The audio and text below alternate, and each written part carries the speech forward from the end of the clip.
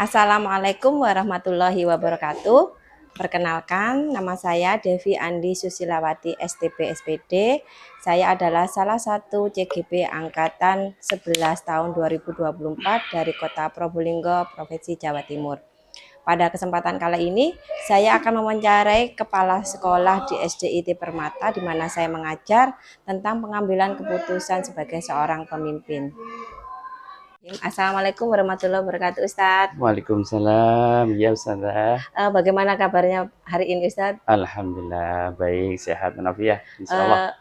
Terima kasih. Sebelumnya saya ucapkan terima kasih karena Ustadz bersedia untuk saya wawancarai tentang pengambilan keputusan sebagai pimpinan dari lembaga SDIT Permata, Yes, Ustadz. siap. Matur nuwun sangat sebelumnya, Ustadz. Selama ini Ustadz Saidi sudah menjadi pimpinan dari sekolah SDIT Permata, tentu seringkali mengambil beberapa keputusan yang harus saya diambil demi meningkatkan mutu pendidikan di SDIT Permata. Selama ini bagaimana Ustadz Saidi mengidentifikasi kasus-kasus yang merupakan dilema etika ataupun bujukan moral, Ustadz? Ya, dalam mengambil keputusan kita yang pertama harus punya data. Menghimpun informasi berkenaan dengan permasalahan tersebut. Kalau permasalahan tersebut adalah etika, pastinya kan tolak ukurnya benar. Nah, hanya saja kan benar dalam perspektif itu perlu kita identifikasi mudarat dan maslahahnya. Lebih besar mana antara mudarat dan maslahahnya? Karena kalau pertimbangan aturan sama-sama benar, sama-sama ini diakui, apalagi berkenaan dengan etika adat kesopanan ya. Tapi kan maslahah dan mudaratnya juga harus perlu dipertimbangkan. Itu yang pertama. Yang kedua, budaya. Kalau masalah etika kan budaya, bisa jadi budaya di satu kota dengan kota yang lain itu berbeda.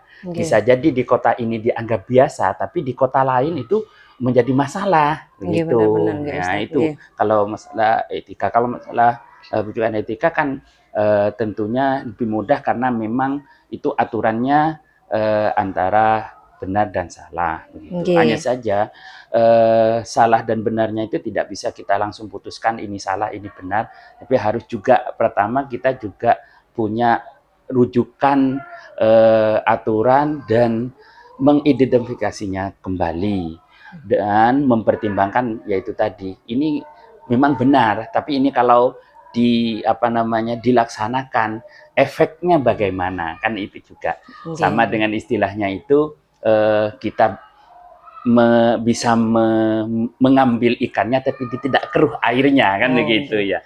Berarti banyak-banyak pertimbangan Ustadz, walaupun itu benar sama benar, salah dengan benar tetap harus ada pertimbangan khusus. Dan kita harus punya data informasi yang lengkap.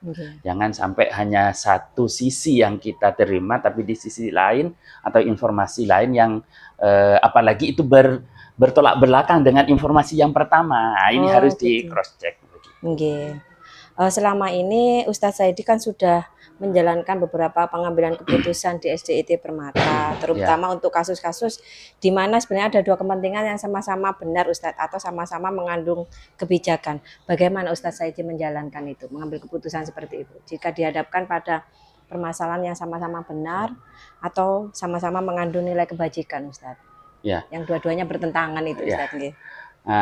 Jadi setelah kita melihat permasalahannya, mengidentifikasi permasalahan tersebut dengan informasi-informasi yang ada, pastinya kita yang pertama mempertimbangkan mudaratnya dulu, mudaratnya dulu. Kalau sama-sama punya maslahahnya ada, kebaikannya ada, mudaratnya ada, tapi yang harus kita pertimbangkan dulu adalah mudaratnya. Kenapa? Karena mudarat ini manakala kita dinomorduakan, antisipasi kita tidak ada. Kalau dalam bahasa Indonesia itu kan sedia payung sebelum hujan. Begitu. Jadi mudaratnya dulu yang wah, ini perjalanan kita kalau kalau pas hujan kan kita sudah tidak khawatir lagi. Jadi mudaratnya dulu kita ambil. Atau dalam bahasa kita sisi negatifnya dulu yang kita ambil gitu. Nggih. Ternyata ini sisi negatifnya kecil, masalahnya Ini lebih lebih banyak. besar. Nggih. Ini bisa kita jalankan masalahnya, tapi tetap dalam pengambilan keputusan itu mudaratnya dulu yang kita pertimbangkan. Setelah kita tahu mudaratnya seperti ini, nah, maka kita bisa jalankan. Tapi kalau mudaratnya besar, mungkin kita itu tadi, kita bagaimana mengantisipasi mudarat-mudarat ini tidak terjadi sehingga masalahnya kita bisa jalankan seperti itu. Untuk langkah-langkah atau prosedurnya yang biasa Ustadz Saidi lakukan selama ini, mungkin dijelaskan lagi Ustadz untuk mengatasi dua kepentingan yang sama-sama benar ataupun mengandung nilai-nilai kebajikan yang sama itu Ustadz. Oke. Pastinya kita harus melibatkan beberapa orang. Nah, dalam prosedurnya artinya kita pertama melibatkan beberapa orang. Kalau berkenaan dengan di sekolah ya, ada guru, ada murid, kemudian ada wali murid, gitu. Bahkan mungkin ada beberapa wali murid yang terlibat di situ. Nah, kita harus melibatkan itu dalam mengambil keputusan tersebut. Jadi prosedurnya yang pertama kita harus melibatkan beberapa orang yang memang berkenaan dengan permasalahan tersebut, yang terlibat di situ. Gitu. Kemudian setelah kita duduk bareng, bisa jadi kita juga akan menghimpun data di dalam. Oh, ternyata dari wali murid seperti ini, kasusnya ini. Baru kita kaji ulang. Oh ya, kalau seperti ini apa langkah yang harus kita lakukan?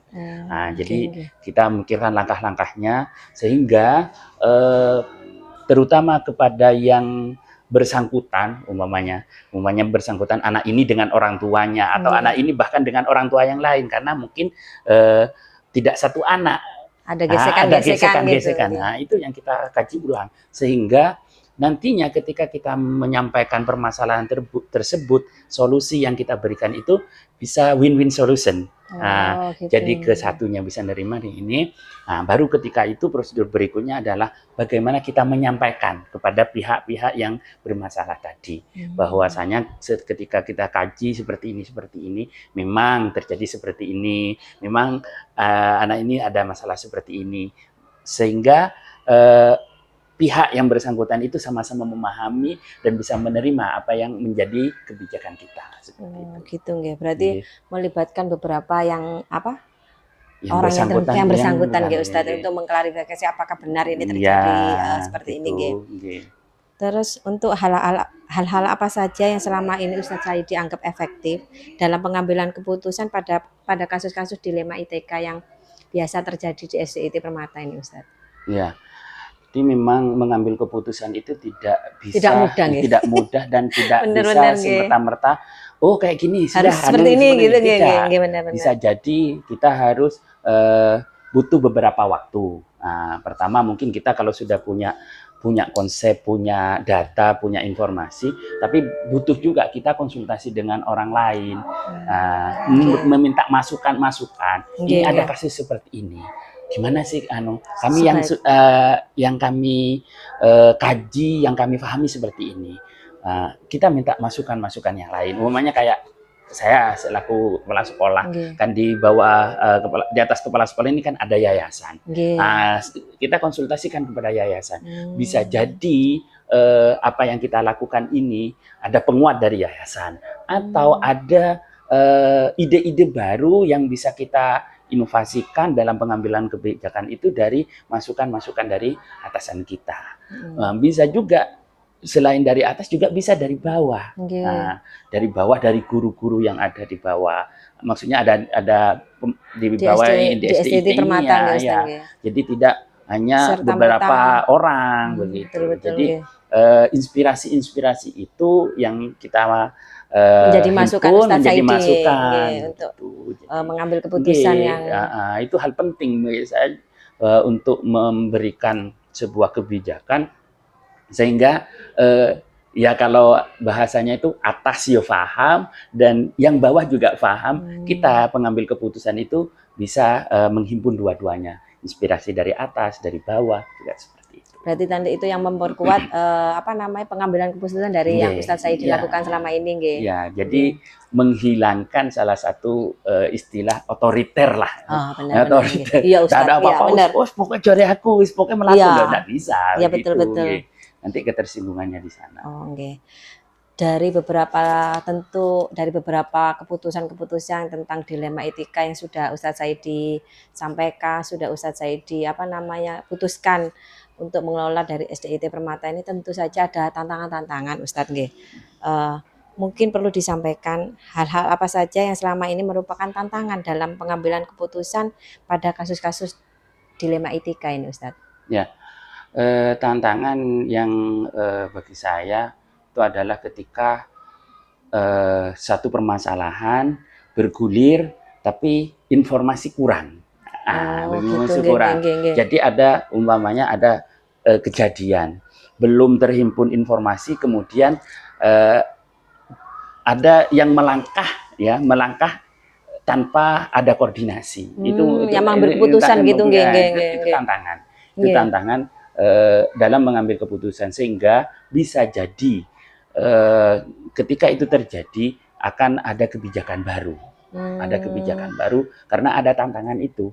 Nah, ada kebijakan baru, mungkin ya bahasanya bisa jadi merevisi apa yang sudah berjalan, keputusan yang sudah diambil pertama, bisa jadi itu bisa direvisi atau dikaji ulang, sehingga kita bisa lebih cakupannya itu bisa lebih luas. Terkadang begini, satu permasalahan itu terjadi di satu bidang atau di satu kelas, tapi tidak menutup kemungkinan itu bisa terjadi di kelas lain. Sehingga kalau itu keputusan itu skupnya kecil, nah ketika itu terjadi di skup yang lebih besar, lebih umum, ini tidak bisa mewadahi keputusan ini, Ustadz. Keputusan ini, begitu. Jadi hal-hal seperti itu menjadi tantangan bagi saya. Bagaimana mengkaji dari skup yang kecil itu, tapi nanti bisa menjadi kebijakan yang lebih luas. Gitu. Berarti lebih universal gitu, Ustadz. Iya, jadi lebih universal. Terutama soalnya tentang dilema etika sebenarnya, di mana tidak ada benar salah, Ustadz. Tidak ada benar salah. Ya itu tadi kembali ke itu, karena di sini juga anak-anak ini kan punya latar belakang kultur yang berbeda. Nah, dari keluarga yang berbeda, dari corak yang berbeda, dari pengasuhan yang berbeda. Nah, itu kumpul di satu tempat, kumpul di satu lokasi, pasti ada gesekan seperti termasuk itu. Gurunya, Ustadz. Iya, punya latar belakang yang berbeda, dari cara untuk ngomong, bergaul, itu bisa jadi berbeda-beda begitu. Ngomong-ngomong, untuk murid yang di SDIT Permata ini ada berapa siswa, Ustadz? Jumlah untuk saat ini insya Allah sekitar 669. Dengan gurunya? Dengan guru 75, guru dan karyawan ya. Berarti ini benar-benar harus membuat Ustadz Saidi mengambil keputusan sehingga pengelolaan di SDIT Permata ini benar ya. Begitu. Dengan membawa hampir 800 kepala Ustadz, dengan karakter yang berbeda, dengan lingkungan yang berbeda, pola asuh yang berbeda. Ya, dalam hal komunikasi kita kan juga harus memahami, walaupun tidak seutuhnya, memahami karakter-karakter yang ada di sini.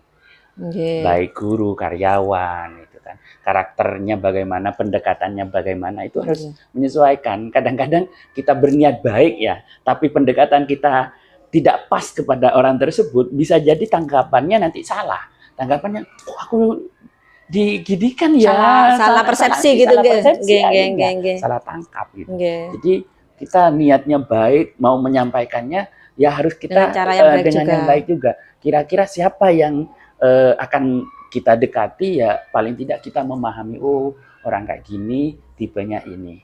Ada yang tipe kan, kalau bahasa bahasa gaulnya ya, ada yang belak-belakan, ada yang harus dilus-lus, ada yang kalau orang yang biasa kalem kemudian kita belak-belakan ini, waduh tersinggung. Nah, akhirnya bisa nangis Ustadz ini. Ya, enggak nerima dengan apa yang benar-benar. Walaupun yang kita sampaikan benar, Ustadz. Benar.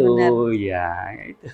Berarti harus mempelajari juga karakter setiap orang itu, Ustadz. Karakter untuk mengambil kebijakan, mengambil keputusan, apalagi dalam skop yang besar seperti itu. Benar-benar.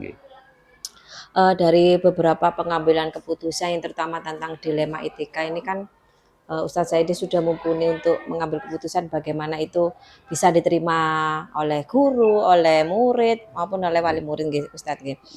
Mungkin apakah Ustadz Saidi itu memiliki sebuah tata kelola atau jadwal tertentu, Ustadz? Apakah sebuah kasus itu harus diselesaikan hari itu juga, diselesaikan di tempat itu juga, atau ada jadwal Ustadz untuk menyelesaikan masalahnya? Mungkin bisa disampaikan bentuk atau prosedur yang Ustadz Saidi akan lakukan itu, Ustadz. Ya, kalau di jadwal secara tertentu tidak tidak ya, karena permasalahan kita kan tidak ada jadwalnya ya. Hanya saja kita harus punya timing, permasalahan ini harus selesai dalam harus selesai kapan, butuh waktu yang agak lama atau butuh waktu yang cepat gitu. Kalau tadi itu kembali ke darurat itu, kalau itu darurat dan itu skupnya besar, harus kita segera selesaikan.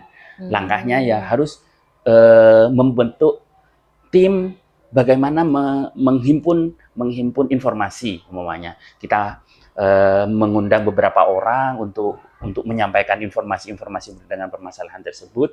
Kemudian karena ini darurat, urgen, maka tidak berlama-lama di situ gitu. Yang penting data ini sudah terpenuhi, bisa kita ambil sebuah keputusan. Nah, itu yang pertama kalau sifatnya urgen, terutama berkenaan dengan lingkungan sekolah, dengan masyarakat, apalagi berkenaan dengan aparat pemerintah umpamanya kalau itu terjadi. Tapi kalau itu permasalahannya adalah tata kelola atau tata yang ada di dalam, yang ada di dalam ini juga tetap kita bicarakan bersama, hanya saja kan butuh detail, butuh ini pertimbangan ini, sehingga mungkin butuh waktu yang lebih panjang daripada yang pertama begitu. Karena nanti ketika hal itu kalau berkenaan di intern ya, setelah kita mengambil kebijakan kan butuh sosialisasi ke siswa, ke wali murid, ke gurunya gitu. Jangan sampai wali murid tahu, siswanya tahu, gurunya enggak tahu. Betul. Kan berarti gitu. Harus semua pihak harus tahu sosialisasi. Kemudian ketika di dalam sudah paham, kita juga harus memberitahu, menginformasikan atau presentasi ke atasan kita, ke yayasan. Kadang-kadang betul. Ada pihak lain yang langsung konfirmasinya ke yayasan. Yayasan enggak tahu loh. Di SD kayak gini. Loh, kok saya enggak tahu gitu. Belum ada informasi dari bawah. Jadi itu kalau secara terjadwal tidak. Hanya saja kita harus memikirkan timingnya. Timing waktu untuk mengambil kebijakan tersebut sehingga itu bisa cepat tertangani seperti itu. Itu yang menjadi penting dalam kita melaksanakan sebuah kebijakan. Betul. Kira-kira yang biasa Ustadz saya dilibatkan untuk pengambilan keputusan khusus dilema etika ini siapa saja, Ustadz? Kalau secara garis besar adalah guru-guru atau karyawan yang memang dalam struktural kepala sekolah SDIT Permata. Itu secara khusus ya.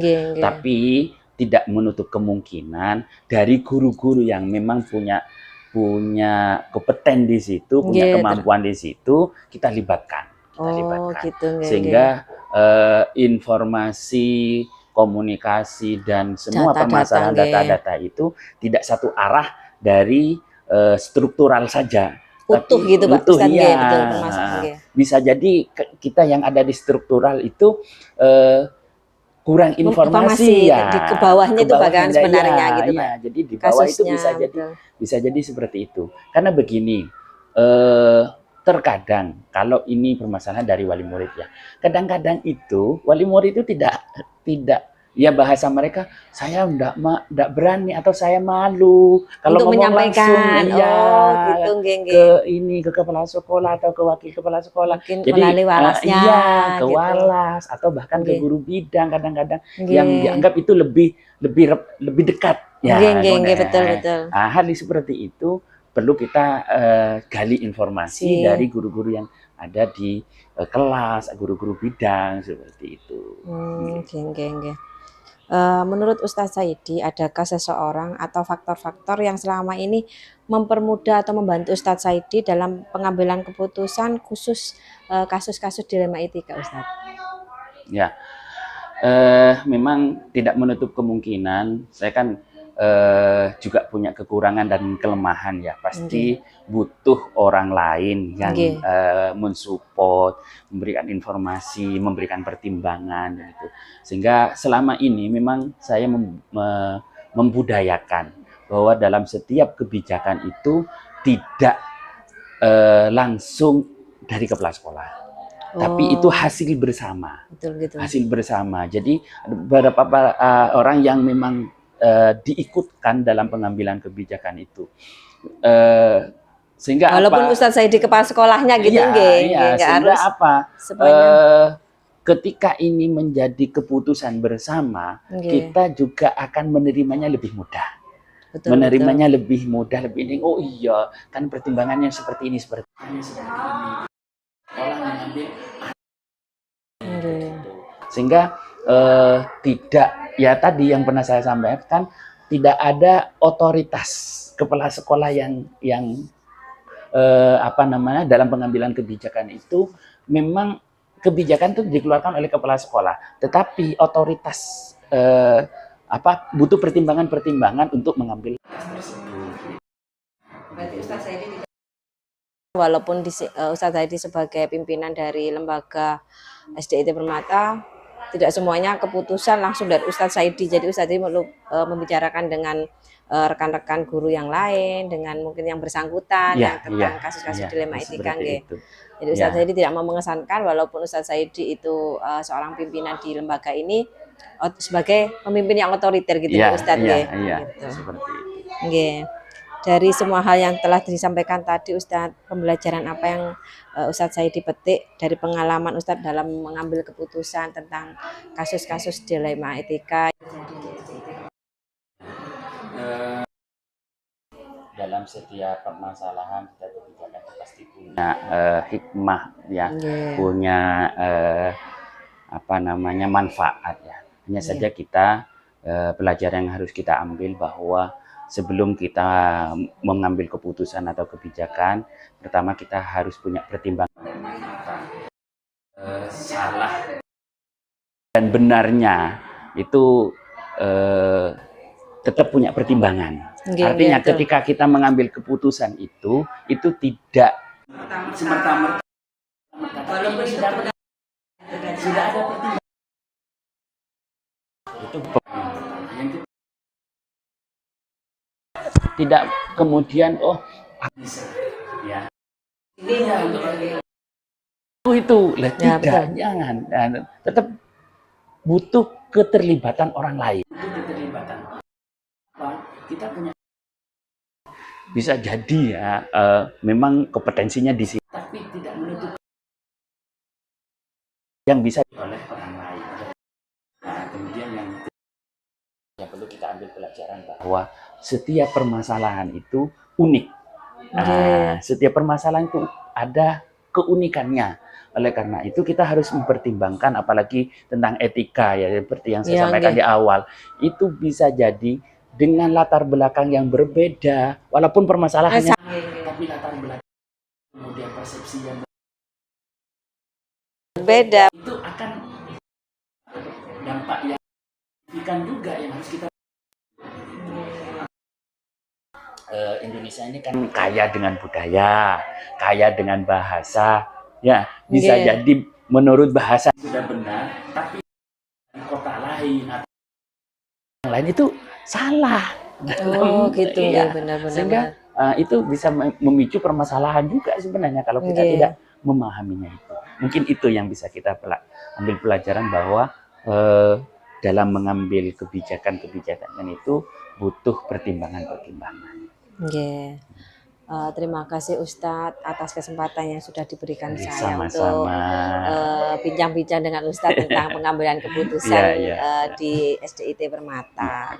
Dari beberapa hal yang sudah Ustadz Saidi sampaikan itu sudah sudah sesuai dengan ranah seorang pemimpin untuk mengambil keputusan secara bijak, yang bisa diterima oleh apa namanya semua pihak. Jadi tidak mau. Oke Ustadz, jadi semua tetap perlu dibicarakan, perlu apa digali informasinya, diambil data-datanya sih. Keputusannya tidak salah.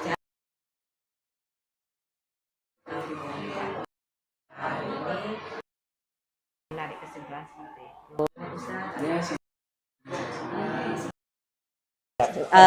Menjalankan tugas sebagai pimpinan di lembaga ini, semoga Allah memberikan keputusan-keputusan dan dapat mengayomi semua yang ada di sini. Amin. Demikian saya Ustaz. Waalaikumsalam wabarakatuh.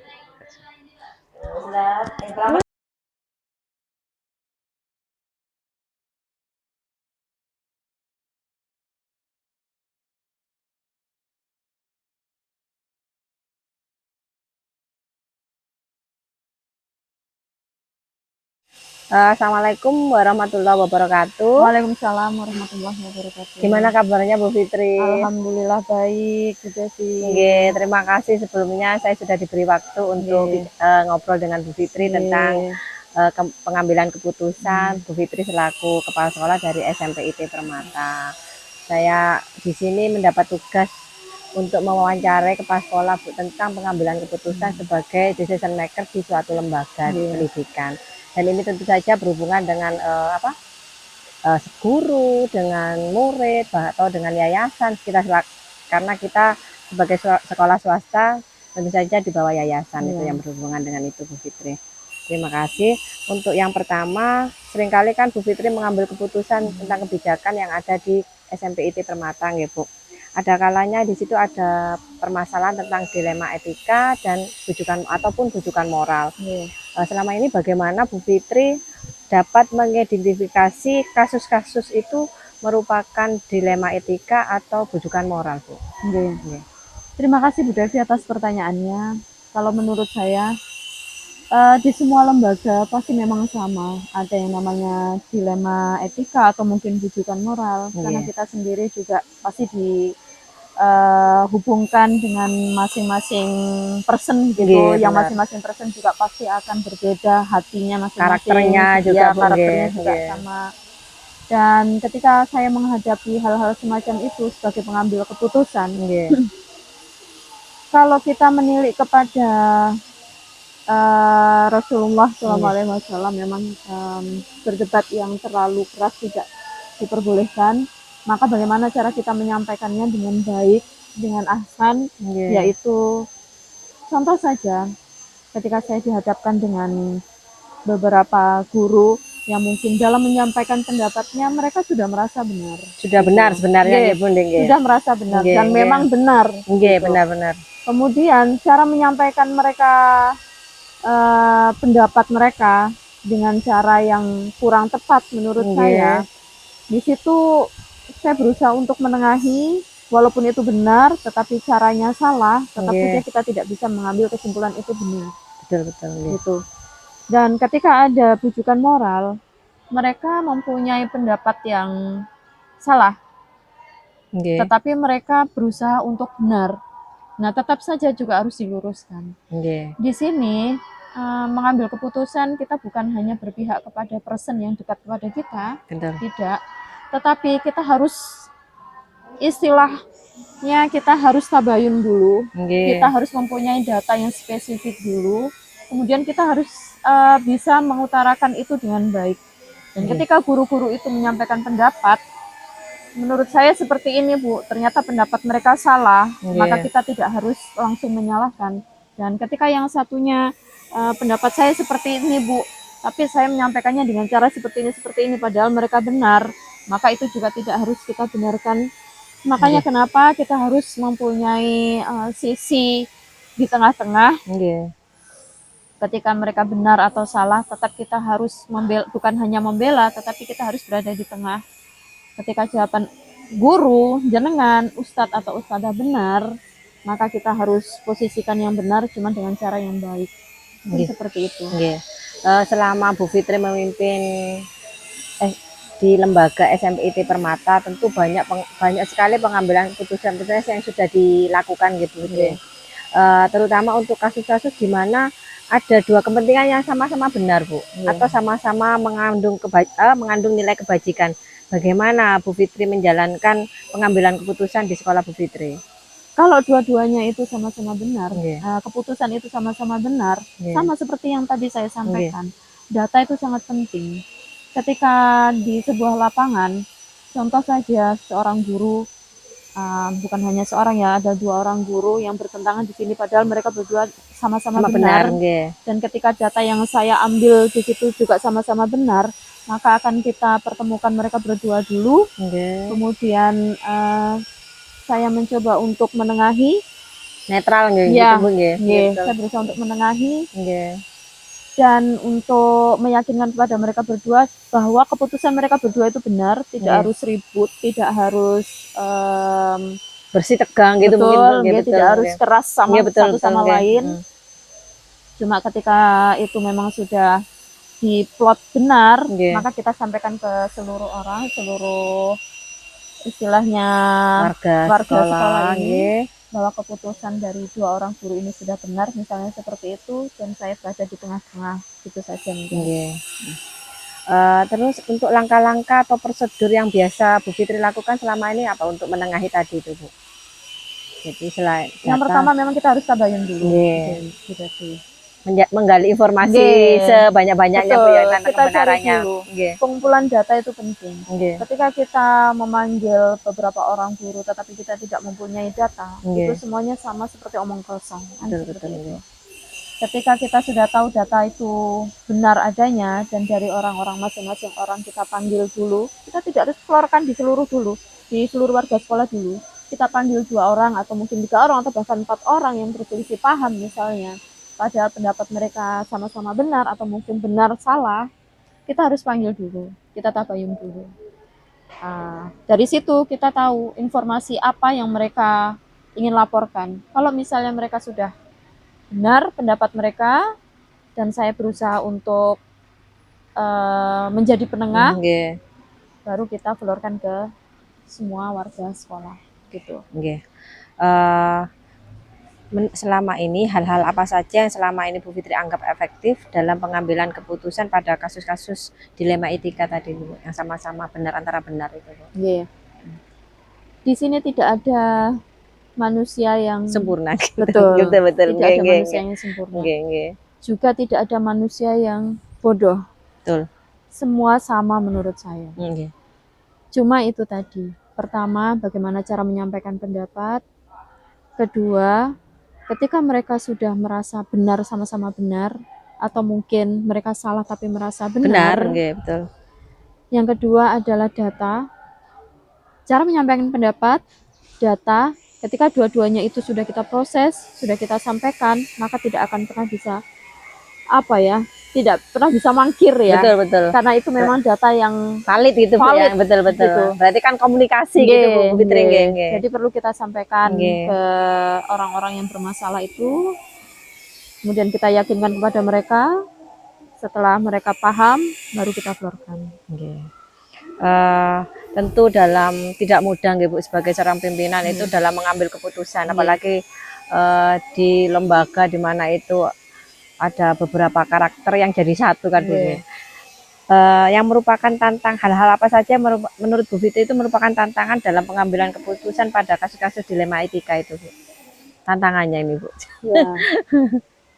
Kalau menurut saya sama seperti yang saya bicarakan tadi, ada salah satu sosok yang merasa beliau ini sangat benar, paling benar gitu Bu ya. Betul, selalu paling benar.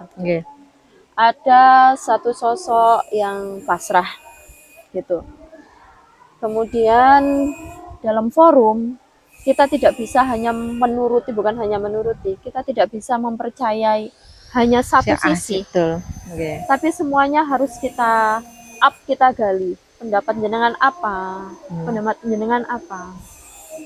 Menurut saya seperti ini Bu, menurut saya seperti ini. Dan yang merasa paling benar itu, menurut saya itu tidak benar Bu Fitri, harusnya seperti ini, harusnya seperti ini. Baik, Bagaimana menurut jenengan? Saya rasa tidak seperti itu, Bu. Oke. Dari dua orang ini kita bisa tahu jawaban-jawaban mana yang menuju ke kebenaran. Benaran, nggih, Betul. betul, nggih, Nggih. nggih, nggih. Dan saya tidak berpihak ke satu ini atau ke yang lainnya. Nggih. Cuman menurut kita mana dari sisi yang paling etis, yang paling baik, sisi positifnya yang paling banyak, itu yang kita ambil. Bukan dari sisi orang yang paling benar atau mungkin orang yang paling pasrah. Maka dari itu seorang pemimpin harus bisa mengambil keputusan sisi positif mana yang paling banyak itu. Masalah mana yang terbaik Nggih, itu yang betul. betul. Bukan Nggih. hanya dari sisi orang-orang Betul, saja. nggih. Atau yang dominan atau yang Nggih, apa betul. minoritas gitu Bu ya, Nggih, betul, nggih, betul. nggih, Maka nggih. kita harus padukan itu, Bu. Nggih. Ini ada beberapa, mungkin dari beberapa keputusan itu, apakah Bu Fitri itu punya jadwal tertentu atau keputusan A diambil ketika apa namanya di tempat? Apakah ada jadwal tertentu untuk pengambilan keputusan Bu Fitri atau melihat kondisi yang ada gitu Bu Fitri selama yang dilakukan itu? Nggih. Kalau jadwal-jadwal tidak ada, Bu Nggih, Devi. nggih. Karena memang ketika mengambil keputusan saya selalu bersama, Nggih. gitu. Bukan hanya pribadi saya sendiri. Cuman saya selalu memberikan kesempatan dulu kepada orang lain. Ketika ada suatu masalah A misalnya, semua orang saya kumpulkan dulu. Misal dalam sebuah lembaga pasti ada tim pengembang. Nggih, betul. Tim pengembang kita kumpulkan dulu. Menurut jenengan semuanya bagaimana tentang masalah A ini? Menurut saya seperti ini, Bu. Menurut saya seperti ini, menurut saya seperti ini. Gitu. Dari semua itu kita bisa simpulkan. Tapi sebelum saya memanggil tim pengembang, saya mempunyai dulu ide. Nggih. Ide itu harus ada dulu dari saya sebelum saya memanggil mereka Nggih, semuanya. Ketika mereka mengutarakan pendapatnya, pendapat mereka, maka saya mempunyai ide dulu. Gitu. Ini Bu, menurut saya ini. Oke. Kalau menurut saya, menurut saya pendapat semuanya bagus. Tapi saya mempunyai satu ide. Bagaimana kalau seperti ini? Oh, nanti ini akan berkembang pesat, Bu. Oh, ini nggak bagus, Bu. Ini seperti ini. Dan saya juga sudah mempunyai solusi dari jawaban-jawaban mereka yang mungkin mereka kurang setuju dengan ide saya. Betul, Pak. Tapi bagaimana kalau misalnya kita alihkan ke sini? Seperti itu. Jadi, ketika ada masalah, saya berusaha untuk memikirkan dulu. Ada masalah A, saya pikirkan dulu dalam-dalam. Saya mempunyai ide, saya mempunyai solusinya. Kemudian saya panggil mereka berdua semuanya. Mereka saya suruh untuk mengutarakan pendapat mereka masing-masing. Setelah mereka mengutarakan pendapatnya, mereka mungkin merasa lega. Baru saya mengutarakan ide saya. Pasti ada yang nggak terima, pasti ada yang terima. Dan saya sudah mempunyai solusi itu. Gitu. Saya tidak memaksakan ide saya. Cuman ketika ide saya ada yang sesuai dengan pendapat mereka, maka akan saya jalankan. Dan terkadang ide saya tidak sesuai, misalnya kok ide saya ternyata kurang tepat, idenya mereka tepat, maka saya tidak memaksakan ide saya, tetapi saya mengambil ide mereka. Terkadang seperti itu. Cuman berarti memang Bu Fitri melibatkan beberapa guru yang mungkin untuk untuk mengatasi solusi, mengatasi permasalahan membantu itu, pengambilan keputusan. Jadi di sini terkesan memang Bu Fitri tidak otoriter walaupun sebagai decision maker di SMPIT Permata. Jadi tetap memerlukan pertimbangan atau pendapat dari guru-guru lainnya gitu. Terkadang pun begini Bu Devi. Ada seseorang atau mungkin dua orang yang memaksakan pendapat. Ya, betul, Dan ketika kita lihat dari sisi positif misalnya, ternyata pendapat itu kurang tepat. Saya bisa menyela. Dan saya bisa tidak menyetujui itu. Oh, gitu, gitu. Bukan berarti saya adalah seorang otoriter, tetapi saya lebih memikirkan mana yang terbaik untuk semuanya. Betul, karena itu tadi setiap orang nggak ada yang sempurna. Benar. Demikian juga dengan saya. Setiap kepala, semakin banyak kepala kan semakin banyak pemikiran. Betul. Di sini bagaimana Bu Fitri sebagai pimpinan dapat mengayomi itu semua, Bu Fitri. Jadi, menyatukan mereka. Tidak semata-mata mentang-mentang sebagai pimpinan akhirnya yang ini benar menurut saya gitu kan Bu Fitri. Betul. Tetap perlu memerlukan pendapat dari rekan-rekan guru lainnya atau yang bersinggungan langsung dengan permasalahan yang ada. Dalam beberapa, adakah seseorang atau faktor-faktor apa yang selama ini mempermudah atau membantu Bu Fitri dalam pengambilan keputusan tadi itu? Tentu saja itu adalah tim. Yang Ada pertama timnya. pasti tim. Nggih, betul, gitu. betul. Yang mempermudah adalah tim. Ketika sebuah acara atau program itu berjalan lancar, bukan hanya saya yang ada di situ, Nggih. tapi tim saya. Gitu. Bekerja sama Nggih, gitu Bu Fitri. bekerja sama yang baik, yang benar, itu yang akan memunculkan program yang bagus, yang nantinya akan berjalan lancar. Ketika ada orang bertanya, program Anda sudah berjalan baik, apa ini yang mempengaruhi? Berarti kinerja Anda bagus. Saya berani memutuskan bukan saya, tapi tim saya. Iya, betul. Saya di sini hanya pengambil keputusan, saya memberikan ide kepada mereka, mereka yang menjalankan. Jalan bareng-bareng gitu, Iya, Bu. betul. Betul. Nggih. Dan ketika program itu berjalan, bukan hanya saya menjalankan semuanya, akhirnya saya satu-satunya yang menghasilkan program itu berjalan lancar, tidak. Saya selalu bicara kepada semua orang, tim saya tim hebat, tim saya tim sukses, bukan hanya saya. Itu. Maka dari itu kita harus benar-benar bisa menjaga tim ini, bagaimana caranya biar solid, bagaimana caranya mereka tetap bisa berpikir positif, dan tanpa mereka saya bukan apa-apa, Bu Devi. Begitu. Tetap tim ya, Bu, ya, yang jadi yang semua dalam suatu pengambilan keputusan, bekerja sama, tetap kita bekerja bersama-sama gitu, Bu Fitri. Tetap saya yang memberikan ide, tetap saya yang memberikan wacana. Bagaimana menurut jenengan semuanya? Menurut saya seperti ini. Saya balik lagi.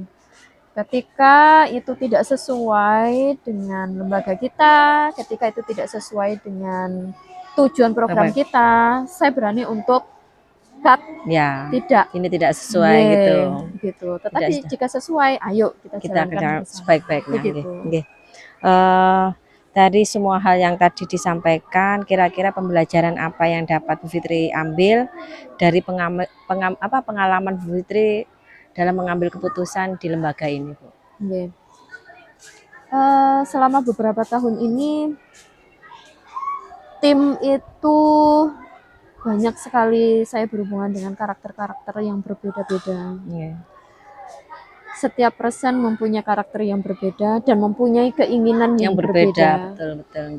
Juga mereka ketika saya plot, misal contoh, kita melakukan ini nggih, teman-teman. Mereka ada yang kok seperti ini. Maka kenapa itu tadi saya suruh mengutarakan dulu pendapat mereka.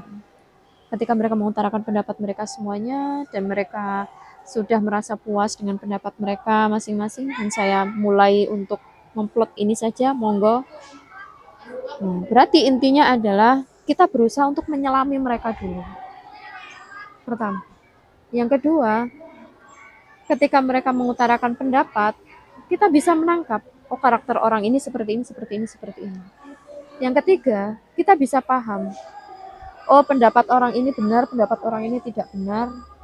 Akhirnya kita bisa mengambil mana pendapat yang benar akan kita laksanakan. Dan lagi-lagi tim yang solid itu penentu program yang sukses. Keberhasilan sekolah. Terima kasih Bu Fitri atas obrolan ini. Di sini akhirnya saya membuka cakrawala saya, bagaimana cara mengambil keputusan yang benar. Walaupun kita sebagai seorang pimpinan, kita tidak serta-merta memaksakan kehendak kita untuk memutuskan suatu hal. Dari sini saya belajar dari bagaimana Bu Fitri mengambil keputusan dengan cara tadi pengambilan data, tabloid dan lain-lain. Sukses selalu untuk Bu Fitri. Terima kasih banyak Bu Devi, sukses juga untuk Bu Devi. Sampai IT tetap jaya, sukses. Amin. Dan dapat menelurkan generasi bangsa yang terbaik. Amin. Terima kasih Bu Fitri. Terima kasih kembali. Assalamualaikum warahmatullahi wabarakatuh. Waalaikumsalam warahmatullahi wabarakatuh.